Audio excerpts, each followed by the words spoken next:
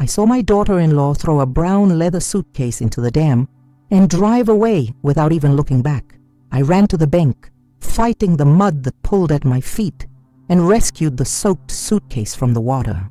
My hands were shaking so much I almost dropped it again. That's when I heard it, a muffled sound, faint, coming from inside the suitcase.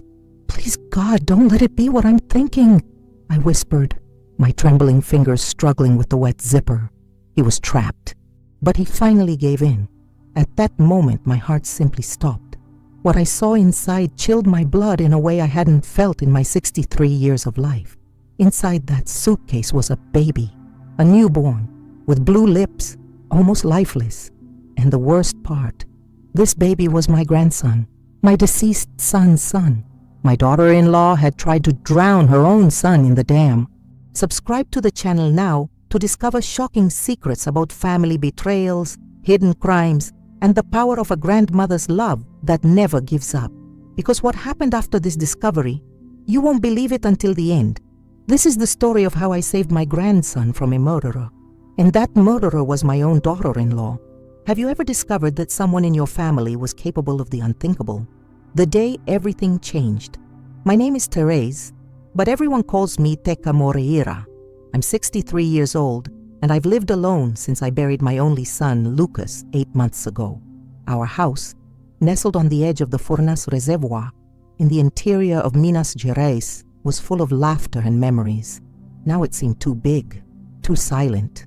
That September afternoon, I was sipping my coffee and cornmeal cake on the back porch when something caught my eye. The silver-raced Jessica, my daughter-in-law, came down the dirt road raising a cloud of thick dust. She drove like a madwoman, at an insane speed on that winding road. Something was very wrong. Have you ever sensed something terrible before it even happened? I placed my cup on the balcony railing and squinted to get a better look. Jessica braked sharply right at the edge of the dam, the engine still running. She jumped out of the car as if the devil himself was after her. Her face was flushed, her hair was disheveled, her eyes were wide. She opened the trunk so violently I thought she was going to rip the lid off its hinges. That's when I saw the suitcase, that brown leather suitcase that I had given her as a gift on the day she married Lucas. "To carry your dreams wherever you go," I had said that day. How foolish I was. Jessica dragged the suitcase outside. It was heavy, very heavy. You could see it in the way her body was hunched over, her arms shaking with the effort. She looked around, nervous, guilty. I will never forget that look.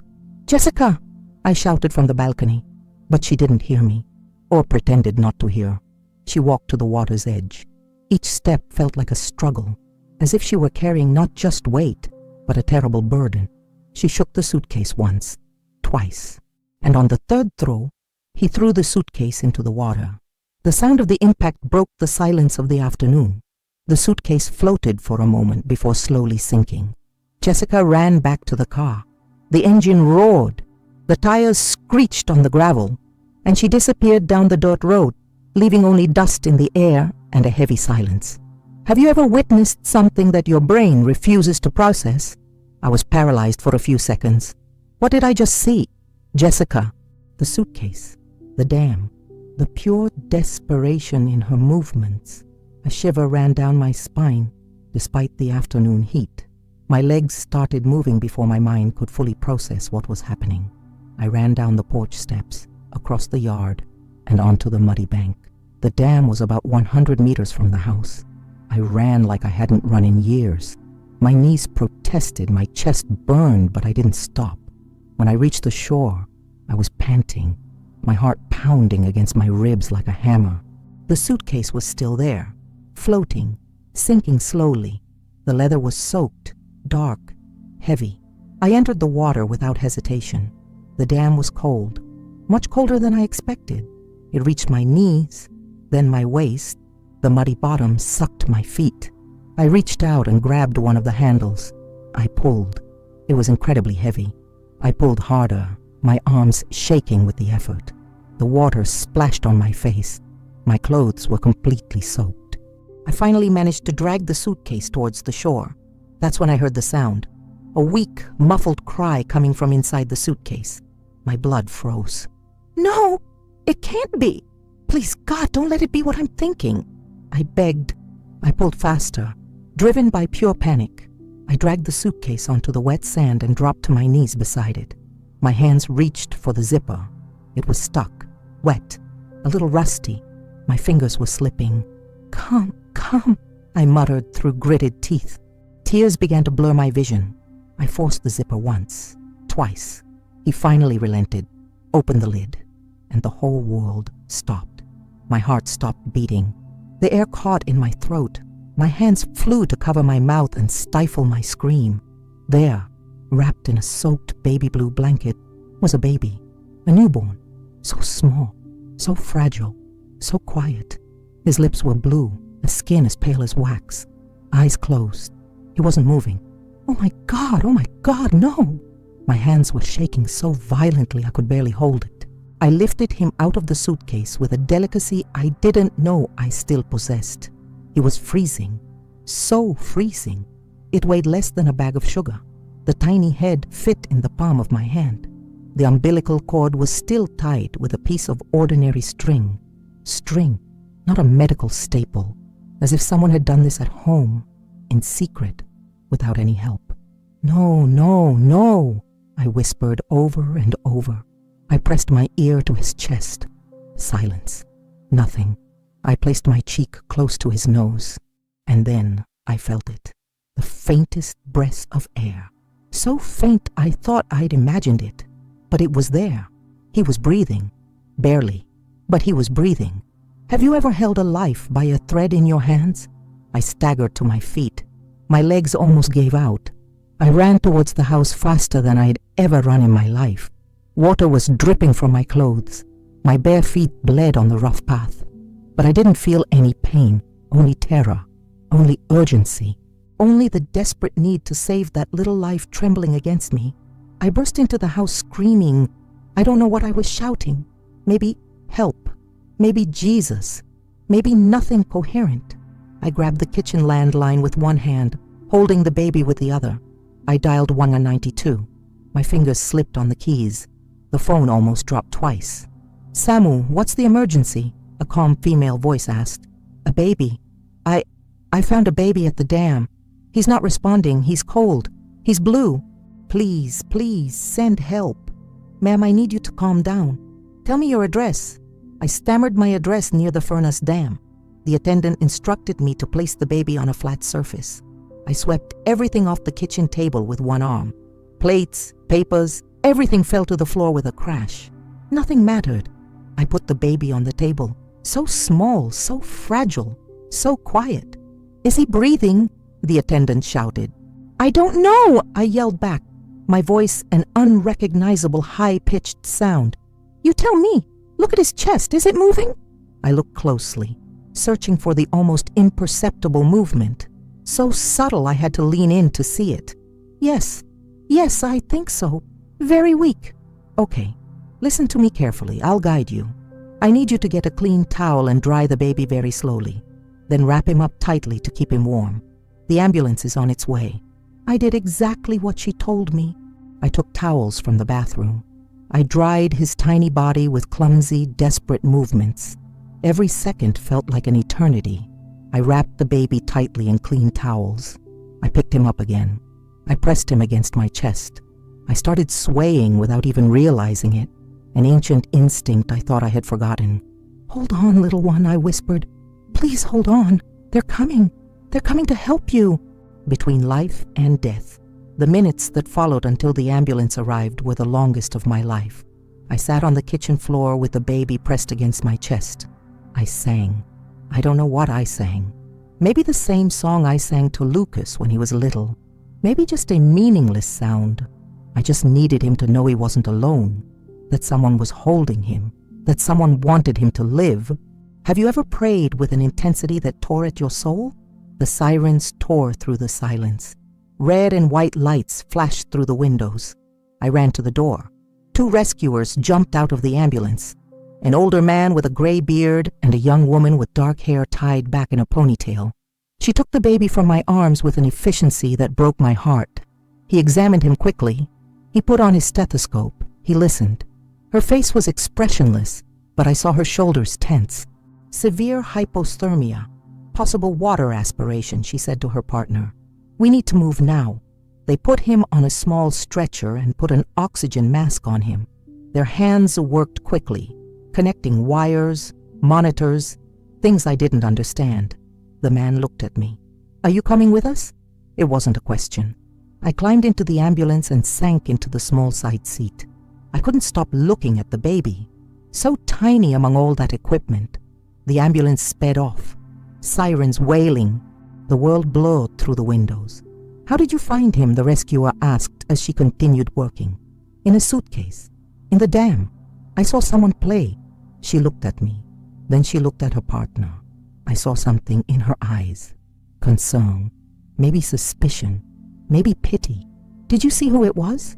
I opened my mouth. I closed it.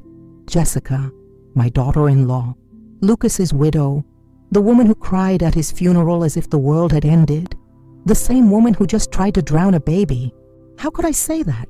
How could I even believe it? We, he finally said. I saw who it was. We arrived at the Hospital das Clínicas de Passos in less than 15 minutes. The emergency room doors banged open. A dozen people in white and green lab coats surrounded the stretcher. They shouted numbers, medical terms, orders. They ran with the baby through a set of double doors. I tried to follow, but a nurse stopped me. Ma'am, you need to stay here. The doctors are working. We need some information. She took me to a waiting room. Cream-colored walls, plastic chairs, the smell of disinfectant. I sat down, shaking from head to toe. I didn't know if it was from the cold of the wet clothes or from the shock. Probably both. The nurse sat in front of me. She was older than the rescuer, maybe my age. Her tag said Nurse Lords. She had gentle wrinkles around her eyes. I'm going to need you to tell me everything that happened, she said softly.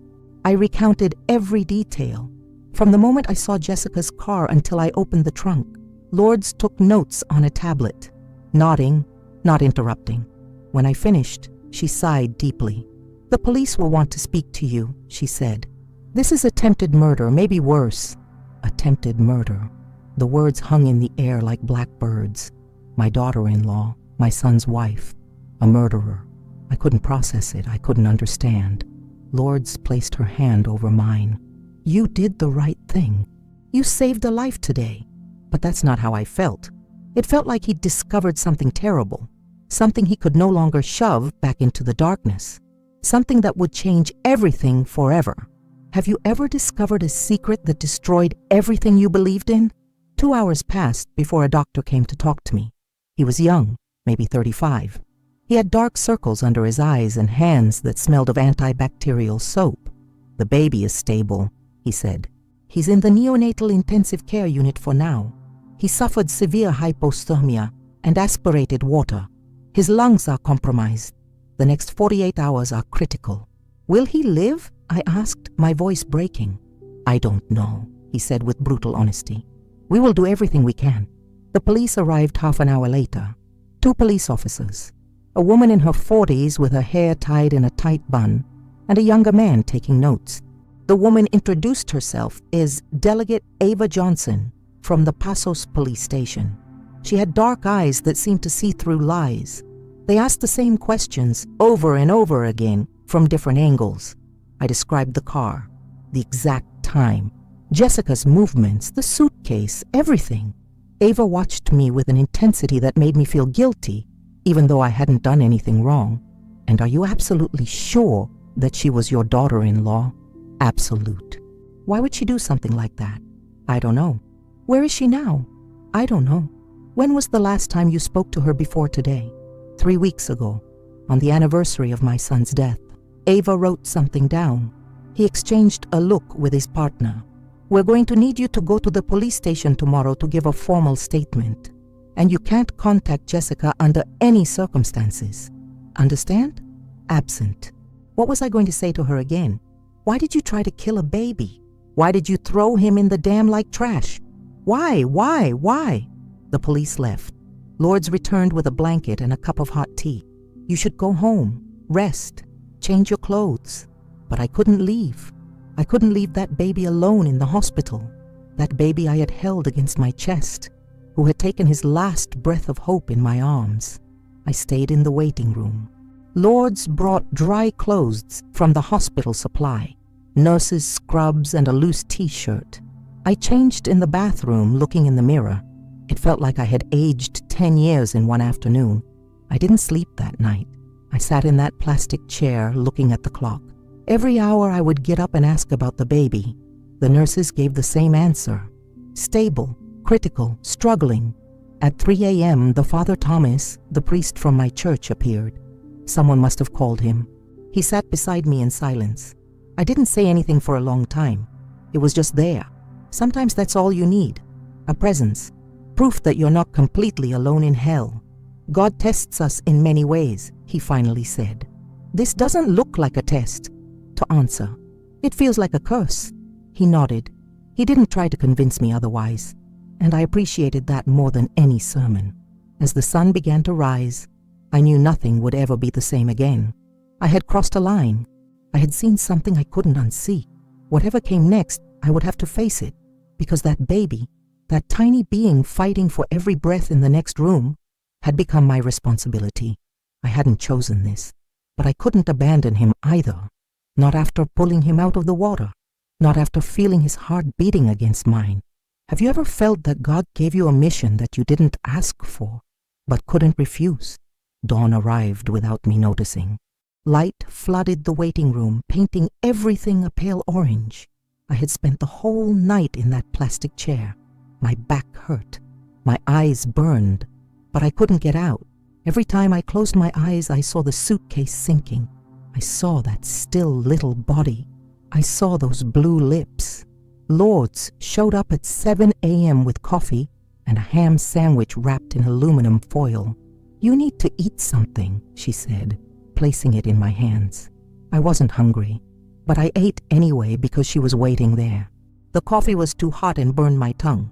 The sandwich tasted like cardboard, but I masked it. I swallowed it. I pretended to be a normal person, doing normal things on a normal morning. The baby is still stable, Lourdes said, sitting next to me. The body temperature is rising. The lungs are responding to treatment. It's a good sign. Can I see him? She shook her head. Not yet. Just immediate family. And we don't even know who the family is yet. Family? That baby had a family. He had a mother, Jessica, but she had tried to kill him. So who was the father? Where was he? Why hadn't anyone reported him missing? The questions piled up in my head without answers. At 9 a.m., Ava returned. I was alone this time. He sat in front of me with a folder in his hands. Her expression was hard, investigative. He looked at me as if I was the suspect. Teka, I need to ask you a few more questions, she said, opening the folder. I've already told you everything I know. I know. But some inconsistencies have emerged. Inconsistencies? The word floated between us like an accusation. I felt my stomach tighten. What kind of inconsistencies? Ava took a picture and placed it on the table between us. It was Jessica's car, but it was in a parking lot, not at the dam. This photo was taken by a security camera at a supermarket 30 kilometers from here.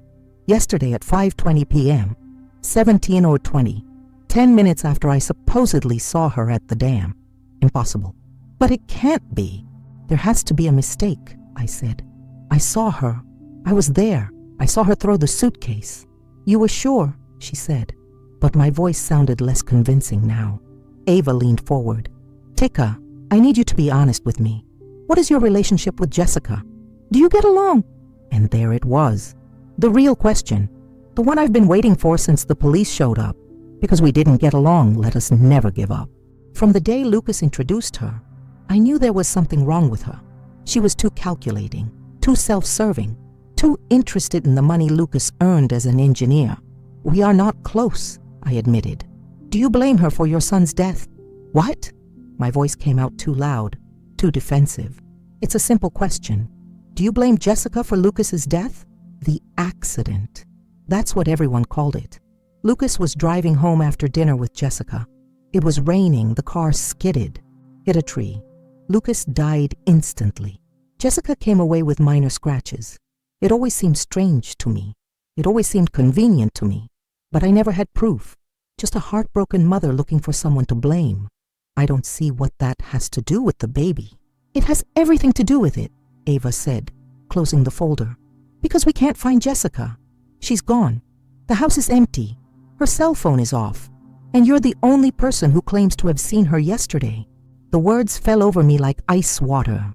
She was accusing me, not directly, but the insinuation was there, clear as day. She thought I had made it all up, that I had found the baby some other way and was blaming Jessica out of revenge. I didn't lie, said, closing his jaw. I saw what I saw. Then we need to find Jessica, and fast. Because if she is this baby's mother, he's in grave danger. And if she isn't, then we have an even bigger mystery on our hands. Ava stood up, handing me a card with her number on it. If you remember any other details, anything, call me. She left, leaving me with more questions than answers. I sat there, card in hand, wondering if I was losing my mind. I had seen Jessica. I was sure of it. But now doubt was creeping in like poison. What if I was wrong? What if it was someone else? What if my pain and resentment made me see what I wanted to see? Have you ever doubted your own sanity? Father Tomas returned at noon. He held a rosary in his hands. Shall we pray? He asked. I'm not very religious. I've never been. But at that moment, I needed something bigger than myself. Something to tell me I wasn't alone in this. Absent. We prayed together in silence. The familiar words calmed me, even though I didn't understand how it worked. When we were done, I felt a little less broken. The police think I'm lying, I confessed. The truth always comes out, he replied, even if it takes a while. What if Jessica is hiding or running away or planning her next move? Then God will find her, and you will be here to protect this baby. At 3 p.m., a different doctor came to see me, an older woman this time, with thick glasses and a serious expression.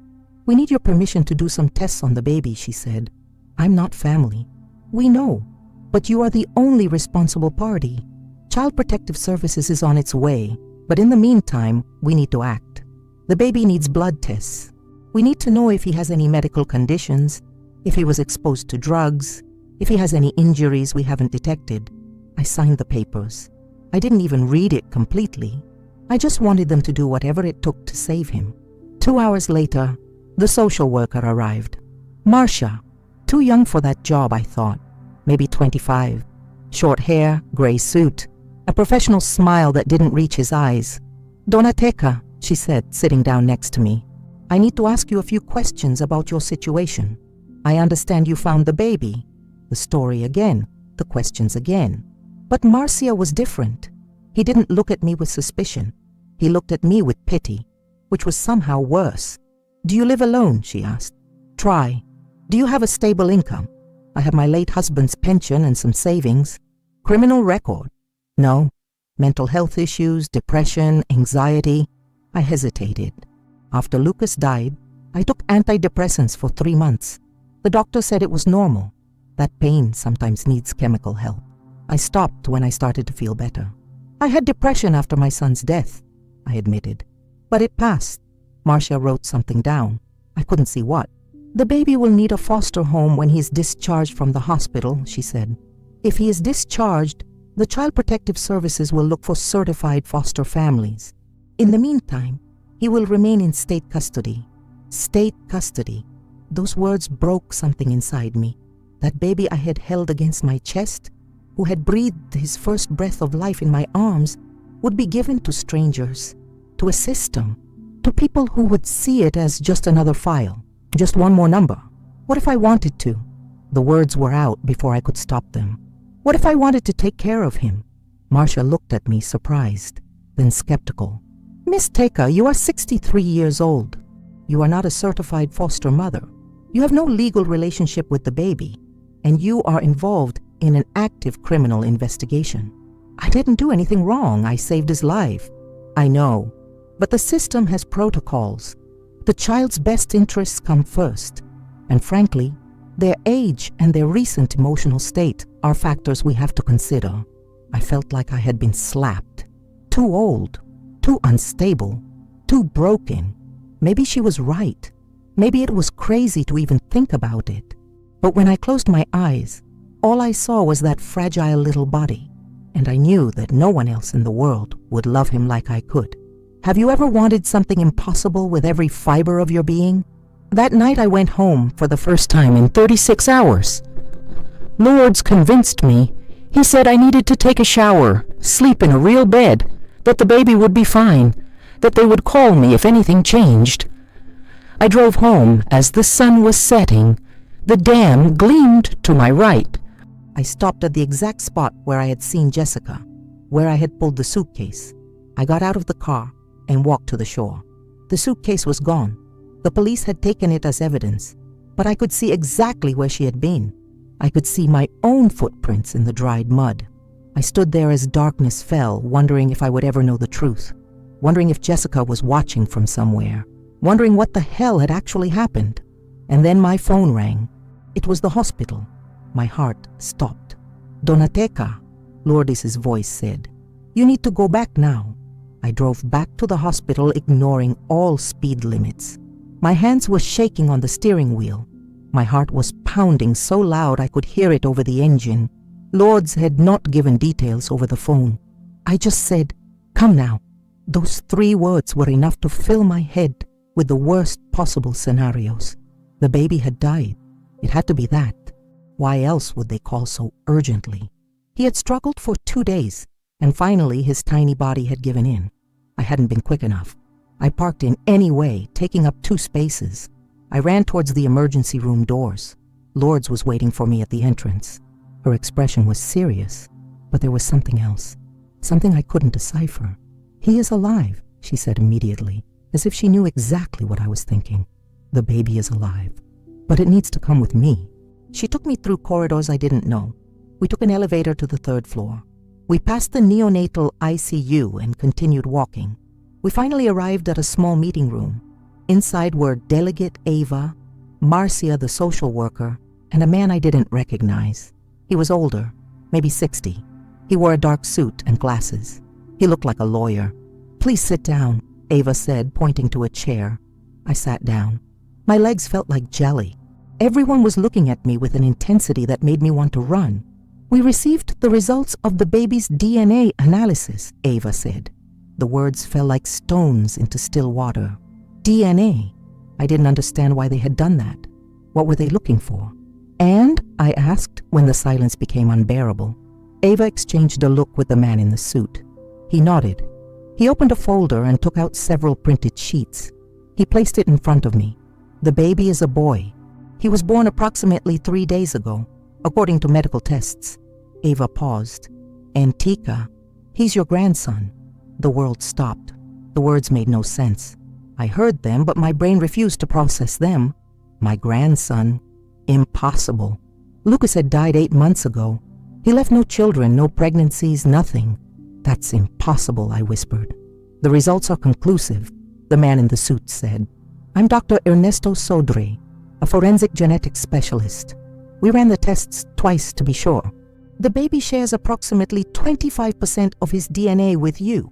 He is definitely your biological grandson. Lucas's son."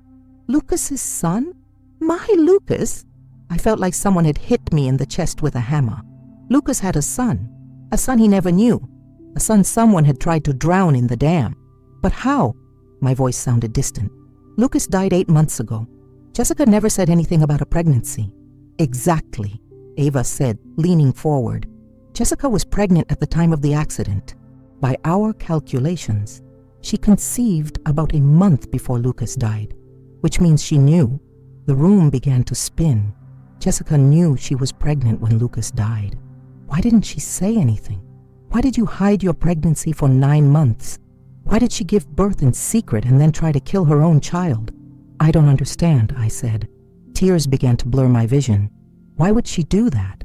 "It's her son, Lucas's son." "That's what we need to find out," Ava said.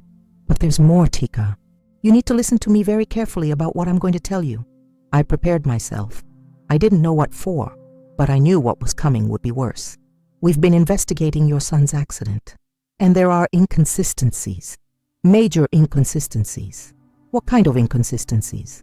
"Lucas's car was examined after the accident.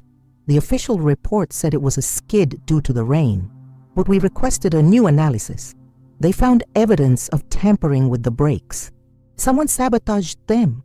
The word fell like a bomb. Sabotage. Murder. My son had not died in an accident. He had been murdered. Jessica, I said. It wasn't a question. She is our prime suspect, Ava admits, Iyo. But we need proof, and we need to find her. She's completely disappeared. She hasn't used her cell phone. She hasn't touched her bank accounts. It's like she's vanished. I got up from the chair. I needed to move. I needed air. I walked to the window. Outside, the city shone with millions of lights. Normal life. Normal people. While I was trapped in this nightmare. My son, I whispered against the glass. My baby, she killed him. No one answered.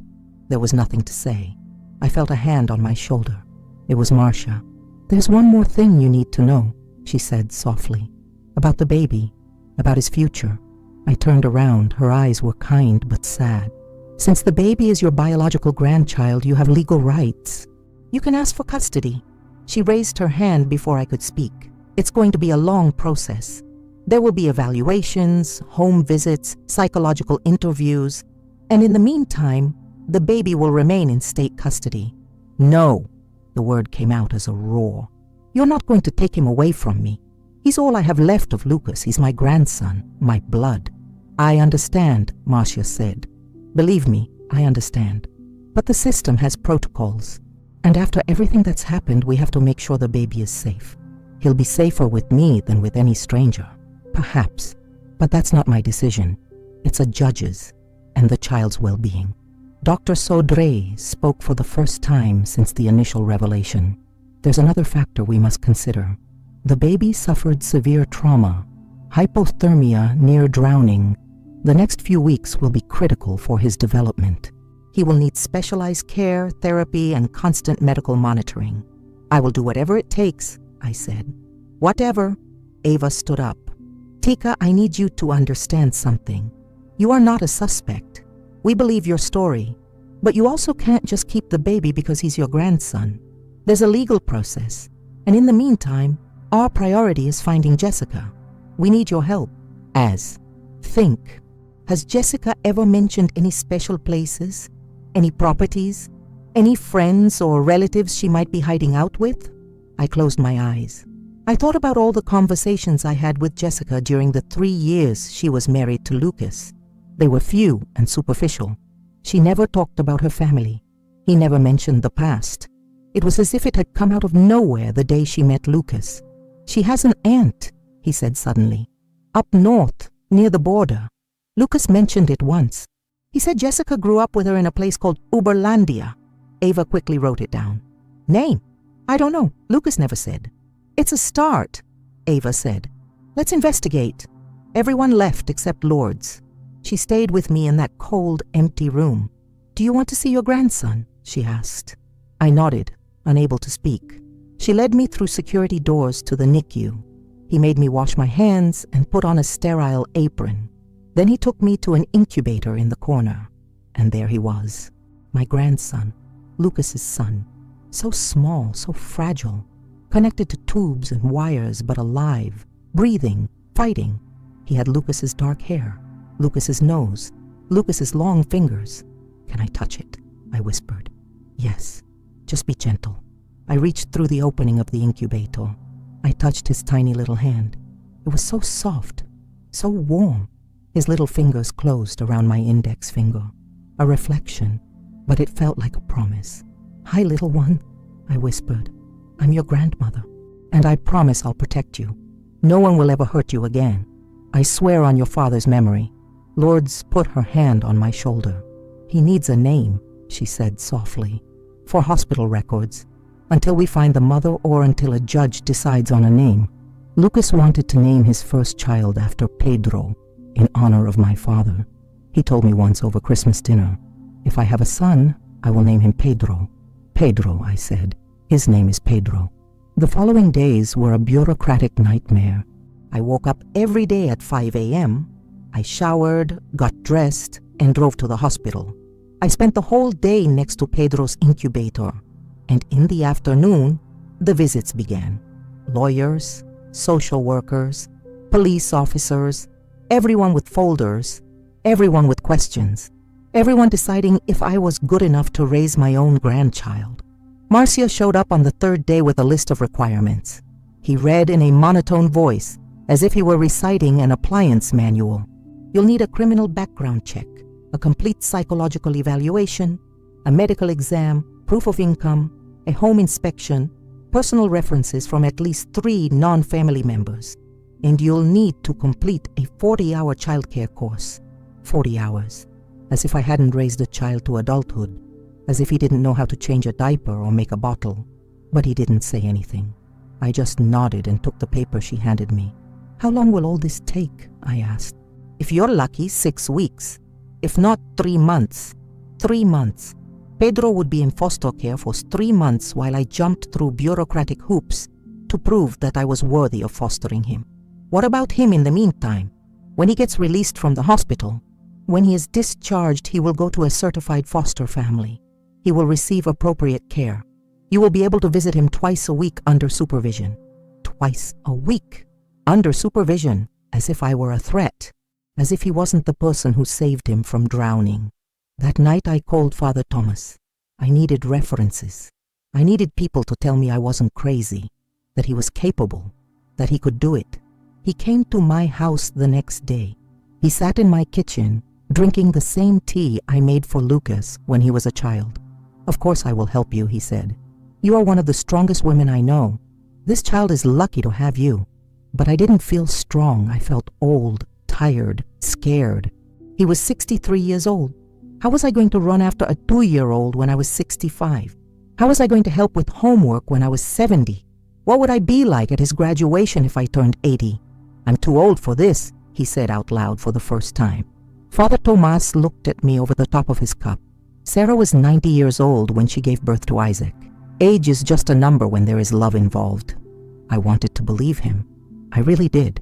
On the 4th day, Lourdes taught me how to take care of Pedro, how to hold his tiny head, how to change tiny diapers, how to prepare the bottle at the exact temperature. My hands were shaking at first. I had forgotten how fragile newborns are, how dependent, how terribly delicate. You're doing well, Lourdes would say every time I panicked. But it didn't look good. It felt like walking a tightrope. One wrong move and everything would come crashing down. On the 5th day, Ava returned with news. We found Jessica's aunt, she said. She lives in a small town, 60 kilometers from the border near Uberlandia. We went to interview her. She says she hasn't seen Jessica in 2 years. She says they had a fight. Jessica owed her money, $3,000. Money! It always came back to money with Jessica. Lucas earned a good salary as an engineer, $7,000 per month. I had savings, I had life insurance worth $200,000. Jessica was the beneficiary. Did she receive insurance? I asked. Ava nodded. 4 months ago. $200,000 deposited into her account. 2 weeks later, she transferred it all to an offshore account in the Cayman Islands. We're trying to track it, but it's complicated. $200,000, the value of my son's life, and she had hidden it in a ghost account in some tax haven while she planned to kill his baby. Why? I asked the question that haunted me every night. Why kill the baby? She could have given it up for adoption. She could have left it in a hospital. Why try to drown it? Ava was silent for a long moment. We have a theory, she finally said. We've been looking into Lucas's finances. We found something interesting. 2 weeks before he died, he changed his will. He left everything to his future children. Not to Jessica, to his children. The air left my lungs. Lucas knew. Somehow he knew Jessica was pregnant and changed the will to protect the child. She killed him for money, I whispered. We believe so. And then he found out the money would go to the baby if it was born alive. So he decided to eliminate that too. The sheer evil of it left me speechless. She had killed my son. She had carried the pregnancy to term. She had given birth alone. And then he had tried to drown his own baby. All for money. Do you have enough evidence to arrest her? When we find her, yes. But she's still missing. She's smart. She knows we're looking for her. She's probably already fled the country. But I wasn't so sure. Jessica had proven to be smarter and colder than I ever imagined. If she planned Lucas's murder in such detail, She probably had an equally elaborate escape plan. I went back to the hospital that night. I sat next to Pedro's incubator. I watched him sleep. So innocent, so oblivious to the horror around him. His very existence had cost his father his life. His mother had tried to kill him, and I was all that stood between him and a system that would see him as just another file. "Your daddy loved you," I whispered to him. "He died protecting you. I'll finish what he started, I promise." Lourdes appeared with coffee. He sat beside me in silence for a while. "I heard about the messages," she finally said. "I am really sorry. I didn't know Lucas could be so strong," I said. "He was always kind, soft-hearted, but in those messages, he was a warrior, ready to fight for his son. Love does that," she said. "It makes us stronger than we ever thought possible." She was right. I was feeling this myself. I never considered myself particularly strong, but now he was fighting the system against time, against a fugitive murderer. Anything for this baby. A week after meeting Pedro, Marcia showed up at the hospital with a little smile. "Completed all requirements," she said. "The judge will review your case next week. If all goes well, you could have temporary custody in 2 weeks. 2 weeks! After 42 days of bureaucratic hell, I could finally take my grandson home. But that very night, when everything seemed to be getting better, my phone rang. It was an unknown number. Normally I wouldn't answer, but something made me answer. "Hello," I said. Silence. Breathing. Then a voice I recognized immediately. "Pekka, it's Jessica." My blood froze. I almost knocked Pedro over. I looked around the room as if she might be hiding in the shadows. "Where are you?" I managed to say. "It doesn't matter where I am. What matters is that I have something you want, and you have something I want. You have nothing I want." A cold laugh. No humor. "I have the truth about what really happened to Lucas, about why I did what I did. I bet you want to know." "I already know the truth. I read Lucas's diary. I know you killed him for money. I know you're a monster." "A monster? How dramatic. You don't know anything, Tika. Lucas wasn't the saint you think he was. Don't you dare." Loss. "Don't you dare speak ill of my son." "Okay. Are you going to call the police then?" "Go ahead. When I get off this phone, I'll disappear. And I guarantee that when they catch me, if they catch me, I'll tell them that you stole my baby, that you threatened me, that you made up the whole damn story to get him. My word against yours. And I'm much younger, more credible, more likable." I felt dizzy, but I kept recording. I had started recording as soon as I recognized her voice. "How do I know you won't just kill us and take everything anyway? You don't know, but it's your only option. Bring the baby and the money to the old boathouse near the dam. You know it. Where you and Lucas used to fish. Tomorrow at midnight. Alone. If I see any police, I'll disappear, and you'll never see me again. And eventually I'll find a way to get Pedro from you." "Jessica, wait!" But the line was already dead. I stood there trembling with Pedro in one arm and the phone in the other. I had the recording. I had proof that Jessica was alive, that she had threatened me. I called Ava immediately. I sent the audio. "Perfect," she said. "That's exactly what we needed. Now let's set a trap. You go to that meeting, but we'll be hiding there, waiting. And when she shows up, we'll get her." "What if something goes wrong? What if she sees the police and runs away again?" "She won't see. I promise. I'll have snipers positioned, teams in the shadows. She won't escape this time.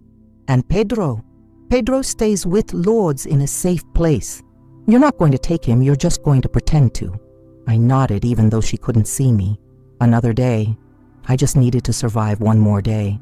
And then Jessica would finally face justice for Lucas, for Pedro, for all the pain she caused. The next day passed in slow motion. Every minute felt like an hour.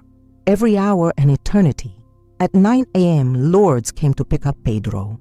I packed his bag as if he were going to be gone for a week, even though I expected to have him back in a few hours. Diapers, formula, extra clothes, his favorite blankie. My hands were shaking as I put each item into my bag. "He'll be perfectly fine with me," Lourdes said, taking Pedro in her arms. "I have your number. The police have my address. No one will touch it, I promise. I kissed Pedro on the forehead. Then I kissed again. Then one more time. "I love you, little one," I whispered. "Grandma will be back soon." I watched them leave. Lords' car disappeared down the street, and I felt like a piece of my soul was being ripped out. But it was necessary. Pedro had to be far away, safe, just in case something goes wrong. Ava arrived at 2 p.m. with 3 other officers, 2 men and a woman, all in civilian clothes, all armed. They turned my office into a command center with laptops, radios, and maps of the area around the boat shed. "Let's review the plan again," Ava said, spreading a map on my dining table. "The boat shed is here, abandoned for 5 years. It has 3 entrances, main, side, and rear. We'll have teams covering all 3. She pointed out locations on the map with a red marker. "Snipers here and here on the rooftops of the adjacent buildings. They'll have a clear view of the interior through the broken windows.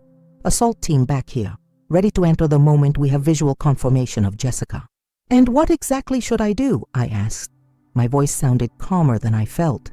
"You go in, talk to her, keep her talking. We need her to confess. Admit that she killed Lucas, that she tried to kill Pedro. She'll be wearing a hidden microphone. We'll record everything." One of the officers, a tall man in his 30s, pulled out a tiny device the size of a button. "This goes here," he said, pointing just below my collarbone. "It broadcasts everything in real time. It also has a panic button. If you press it 3 times in a row, we'll go in immediately, no matter what." He showed me how it worked.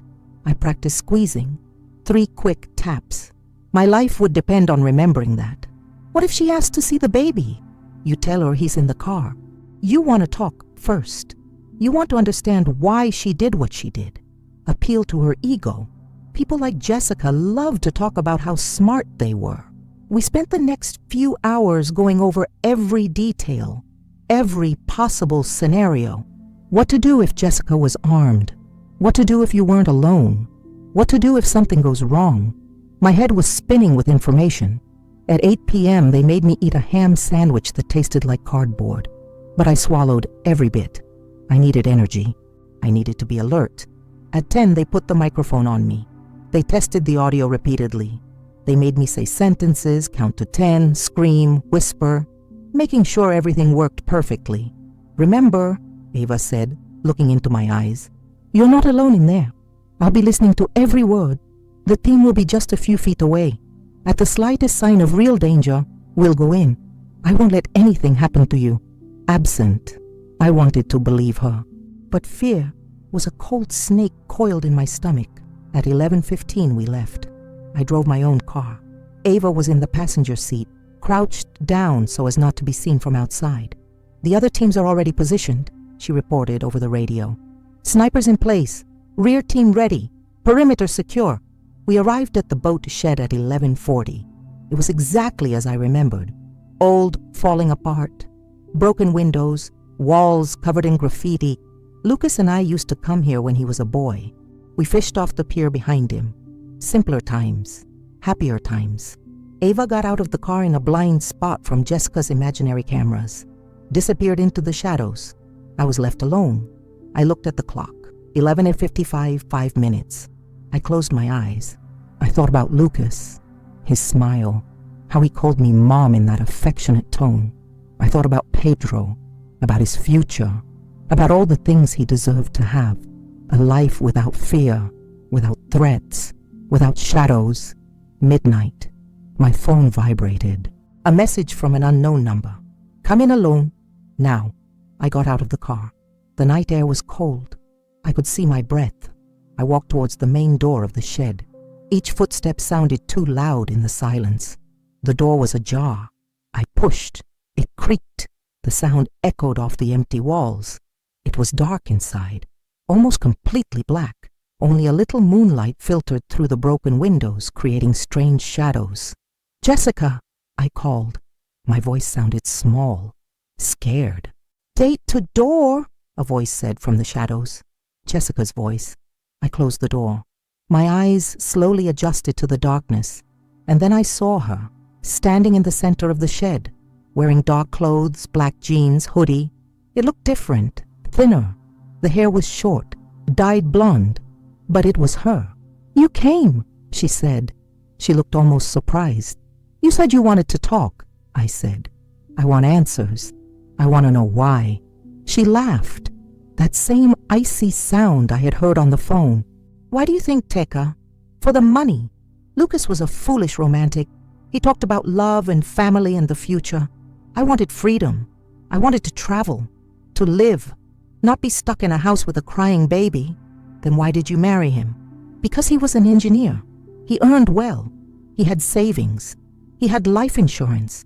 It was an investment. I was going to wait 5 years, get divorced, and take half of everything. But then I got pregnant, and that ruined my plan." Her words were poison. Each one burned. "You told him you didn't want the baby." "Of course I didn't want to. But Lucas became impossible. He changed his will. Everything was for the baby, so I had to adapt. If Lucas died while I was pregnant, I would collect the insurance, but the baby would inherit the rest. So the solution was simple. Kill Lucas. Have the baby. Kill him too. Keep everything." I was confessing everything. Every word recorded, transmitted. The police were listening, but I needed more. "You hired Calvin to sabotage the brakes. $2,000, a bargain considering I paid her $200,000 for the insurance.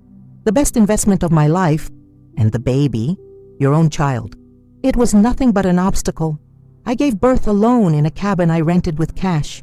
No one knew I was pregnant. I wore baggy clothes, I avoided people. When he was born, I thought about simply abandoning him somewhere. But then I remembered the dam where you and Lucas used to go. It seemed poetic to end it all where your family tradition began. I felt sick. I felt angry. I felt all the hatred in the world concentrated on the woman standing in front of me. But you failed. I saved him. Yes, that was annoying. But it doesn't matter, because now I'm going to finish the job. Where is Pedro, Teka? It wasn't a question. And then I saw the gun. She pulled it out from under her sweatshirt. Small, black, pointed straight at my chest. Last chance. Where is my son? I pressed the panic button. Once, twice, 3 times. You will never touch him, I said. Her finger moved to the trigger. Everything seemed to move in slow motion. We flash. I heard the shot. I felt something hit my shoulder, hot, burning. I fell backwards. And then the shed exploded into movement. Doors flew open, blinding lights. Voices shouting, "Police! Drop the gun! On the ground now!" I saw Jessica turn around. I saw the guns pointed at her. I saw that I was surrounded. And for a second, I thought she was going to shoot again. I thought I was going to force them to kill her. But she slowly lowered the gun. He dropped it on the floor. He raised his hands. 3 police officers knocked her down. They pinned her face to the ground. Handcuffs plow her. She was screaming, insults, threats. But it didn't matter. She was trapped. It was over. Ava ran to me. She knelt beside me. "Teka, stay with me." "I am fine," I managed to say, even though the pain in my shoulder was unbearable. "You got her. Tell me you got her." "We got it. It's over now. Stay still. The ambulance is on its way." I closed my eyes. It was enough. It was finally over. I woke up in the hospital again. But this time it was different. This time I felt not despair, but relief, peace. My shoulder hurt where the bullet had grazed the muscle, but I had missed the bone. "Sort," the doctor said. 2 centimeters to the left, and it would have been his heart. Lourdes was sitting next to me, holding Pedro. When I opened my eyes, she smiled. "Look who woke up," she said, coming closer. "Someone really missed you." I caught Pedro with my good arm. I pressed him against my chest. He smelled of talcum powder and hope. He started making those tiny sounds babies make when they're happy. "Hey, my love," I whispered. "Grandma is fine. Everything is fine now."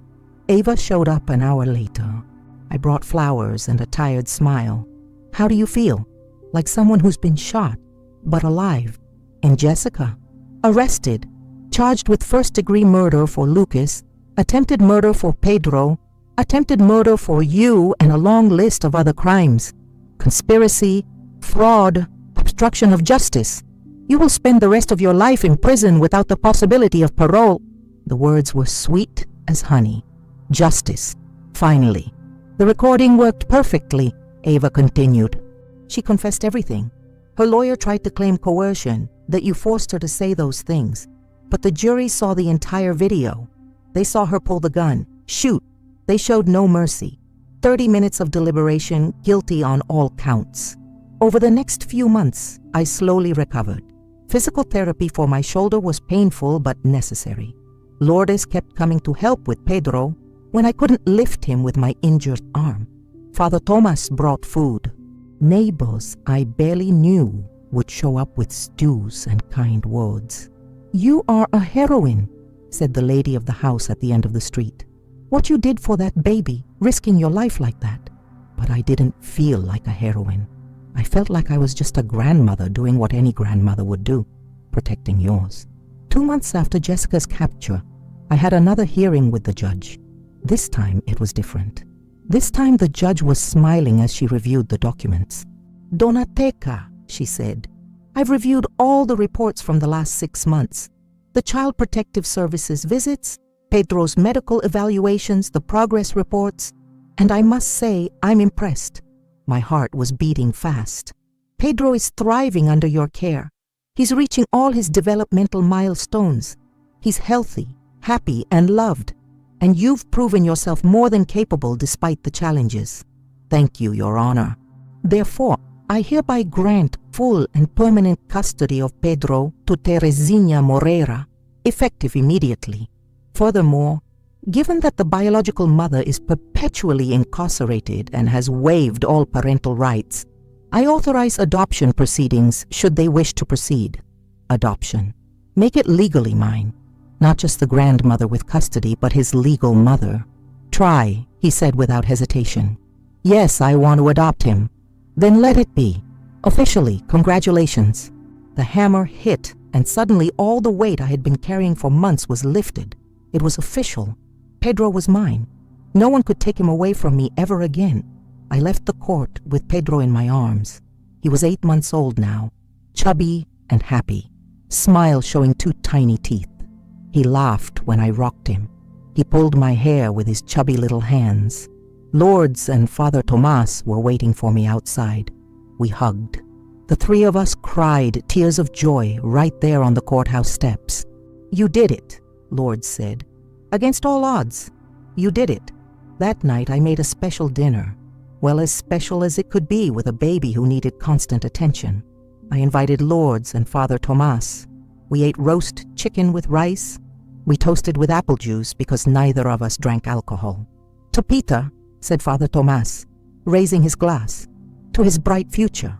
"To Lucas," I said, "who is watching us from somewhere proud of his son." "To love," Lourdes added. "That always conquers evil." We drank. We ate. We laughed. Pedro banged on his high chair and screamed with joy, not understanding but feeling the happiness all around him. Have you ever felt like finally everything worked out? The life we build. The months turned into years. Pedro grew up. He started walking at 11 months. His first word was, "Grandfather." I cried when he said it. At 2 years old, I ran around the entire house. At 3, he started preschool. Each milestone was a miracle. Every day, a gift. I talked to him about Lucas constantly, showed photos. He told stories. "Your daddy was a good man," I said, "brave. He loved you before he even knew you. He gave his life to protect you." "Hero, Dad," Pedro said in that sweet little voice. "Yes, my love. Daddy was a hero. And you will grow up to be as good, as brave, as loving as he was." I never told about Jessica. That would come later, when he was older, when I could understand. For now, he just needed to know he was loved. That was desired. That there were people who fought for him. Ava and Lourdes are still part of our lives. Ava occasionally appears bringing gifts for Pedro. Check how we're doing. Lourdes became almost an aunt to him. Take him to the park on Sundays. Teaches about birds and trees. It gives that extra love that every child deserves. Father Tomas blesses our home every Christmas. He tells me that Pedro is living proof that God works in mysterious ways, turning tragedy into triumph, pain on purpose. And Jessica, she is serving her life sentence without the possibility of parole. You can never hurt Pedro or anyone else again. Sometimes I wonder if she thinks about him, if you regret it, if any spark of motherly love ever existed in that cold heart. But then I remember the look on her face when she threw the suitcase into the dam, and I know the answer. Some people are incapable of love. Jessica was one of them. She only cared about money, freedom, her own desires. She saw Pedro as an obstacle, not the miracle that he is. Her loss is my gain, because every morning I wake up to the sound of little feet running down the hallway. My door opens and Pedro jumps on my bed, the dark hair disheveled, the eyes, Lucas's eyes, shining with the promise of a new day. "Good morning, Grandma," he yells, throwing his little arms around me. And in that moment, all the pain, all the struggle, all the sacrifice is worth it. At that moment, I knew I would do it all over again. I would face Jessica. I would take the shot. I would fight the entire system just to have this child in my life. Have you ever loved someone so intensely that you would give everything for them? On Pedro's 5th birthday, we had a party in the backyard. We invited all the children in the neighborhood. There were balloons, cake, gifts. Pedro ran among his friends, laughing, so full of life, so different from the quiet blue baby I pulled from the dam 5 years ago. Lourdes sat next to me on the porch, watching the celebration. "What are you thinking?" she asked. That day, I admitted what I could have been like 5 minutes later. How I could not have looked out the window at that exact moment. How everything could have been different. But it wasn't. You found him, you saved him, it was his destiny. Or Lucas's, I said. Sometimes I think he guided my eyes to the dam that day, that somehow he knew I would be there, that he could trust me to protect his son. Perhaps, Lourdes said, or maybe you're simply an incredibly brave woman who refused to give up. That night, after everyone had left. After that, Pedro fell asleep, exhausted from all the excitement. I sat alone in the room. I looked at the pictures on the wall. Baby Lucas, Lucas at graduation, Lucas at the wedding, and next to them, the new photos. Pedro newborn in the hospital, Pedro taking his first steps, Pedro on the first day of school. 2 generations connected by love, separated by tragedy, united for survival. "We did it, Lucas," I whispered to his photo. "Your son is safe. He's happy. He's growing strong and well, just as you wanted. And though I know you can't answer, I feel something, a warmth, a peace, as if you were here, proud, grateful, at rest. Have you ever felt the presence of someone you lost? Maybe you would have given up if you were in my place. Maybe she thought she was too old, too tired, too broken. Or maybe I would have done exactly the same thing, because that's what love does. It makes us stronger than we ever thought possible. It makes us fight when everything seems lost. It makes us find hope in the deepest darkness. I don't know what the future holds. I know there will be challenges. I know there will be difficult days. I know that raising a child my age won't be easy, but I also know that every day with Pedro is a gift. Every smile, every hug, each. I love you, Grandma. When I look at him sleeping peacefully in the room that belonged to his father, I see not just the child, but the promise I made to my son, the promise I made to myself that terrible day at the dam, the promise to protect, to love, to never give up, and I did. Some people say it was lucky I was looking out the window at that exact moment. Others say it was fate. Maybe it was a little of both. Maybe it was Lucas guiding me from somewhere beyond our understanding. What I know for sure is that when I saw that suitcase sinking into the dam, when I heard that faint sound coming from inside, when I felt Pedro's tiny heart struggling to keep beating against my chest, I knew nothing would ever be the same again. And you know what? I'm grateful for that. I'm grateful for the child sleeping under my roof. I'm grateful for the chance to see Lucas's eyes again, hearing his laughter echoing through the walls of this old house. I am grateful for the opportunity to love again, of having a purpose, to feel that despite everything I lost, I also gained something precious. Tragedy finds us all. Sooner or later it knocks on our door when we least expect it. It tears away the people we love, the dreams we cherished, the security we took for granted. But what do we do next? This is the question that defines who we are. I could have given in to the pain when Lucas died. I could have cringed in fear when I saw Jessica throw her suitcase into the dam. I could have said I was too old, too weak, too broken to be a mother again. Instead, I chose to fight. I chose to love. I choose to believe that even in the ashes of the deepest loss, something new can grow. And it grew. His name is Pedro. Today he is 5 years old. Tomorrow will be 6. And someday you will be 20, 30, 40, a complete man with his own dreams, his own loves, maybe his own children.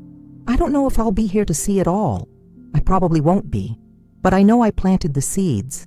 I know I gave you strong roots and wings to fly. I know I told you about his father, about the love Lucas had for himself before he was born, about the courage it took to defend him, and that will have to be enough. Some nights, like this, after the house falls silent, and all that remains is the ticking of the old clock on the wall, I think about the woman I was before that day at the dam, the woman broken by pain, living among ghosts of the past, letting the days pass without purpose or hope. I barely recognize her now, because of the woman I am today, the woman who chases a 5-year-old boy around the yard, who sticks stick figures on the fridge, who kisses scraped knees and scares monsters from under the bed. This woman is stronger than I ever imagined she would be, and it all started with a choice. The choice to run towards the dam instead of away from it. The choice to open that wet suitcase even as my heart screamed in fear over what I might find. The choice to fight for the future when the past seemed too heavy to carry. It was not an easy choice. It was not an easy journey. There were days when my back hurt so much from carrying a baby that I could barely stand. There were nights when the incessant crying left me on the verge of tears.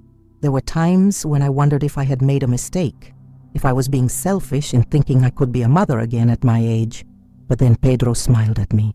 He said, "Grandfather," in that sweet voice. He would fall asleep in my arms, trusting me to keep him safe. And I knew deep down that I hadn't made a mistake. I had done exactly what I was supposed to do. Ava and Lourdes are still part of our lives. Ava occasionally passes by bringing gifts for Pedro, checking in on us. Lourdes became almost an aunt to him. Take him to the park, teaches about the world. It gives that extra love that every child deserves. Father Tomas blesses our home every Christmas. He says that Pedro is living proof that God works in mysterious ways, turning tragedy into triumph, pain on purpose. And Jessica, she is serving a life sentence without the possibility of parole. You can never hurt Pedro or anyone else again. Sometimes I wonder if she thinks about him, if you regret it, if any spark of motherly love ever existed in that icy heart. But then I remember the look on her face when she threw the suitcase into the dam, and I know the answer. Some people are incapable of love. Jessica was one of them. She only cared about money, freedom, her own desires. He saw Pedro as an obstacle, not the miracle that he is.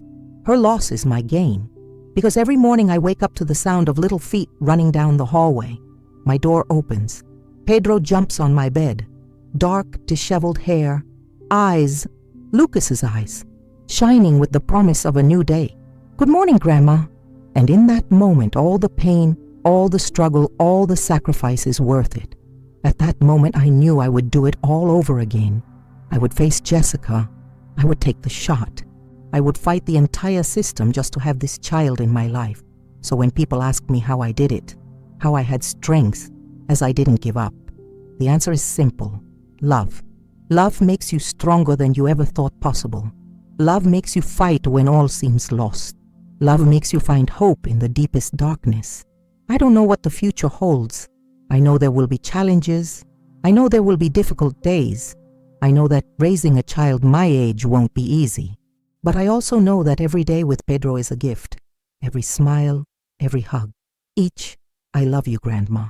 When I look at him sleeping peacefully in the room that belonged to his father, I see not only the child, I see the promise fulfilled. The promise I made to my son, the promise I made to myself that terrible day at the dam, the promise to protect, to love, to never give up.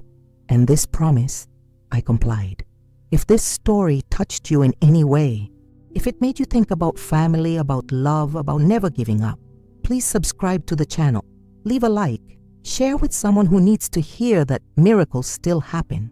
Because every story I tell here in Grandma's Diaries is about this, about ordinary people doing extraordinary things for love, about never giving up, even when everything seems lost, about finding light in the deepest darkness.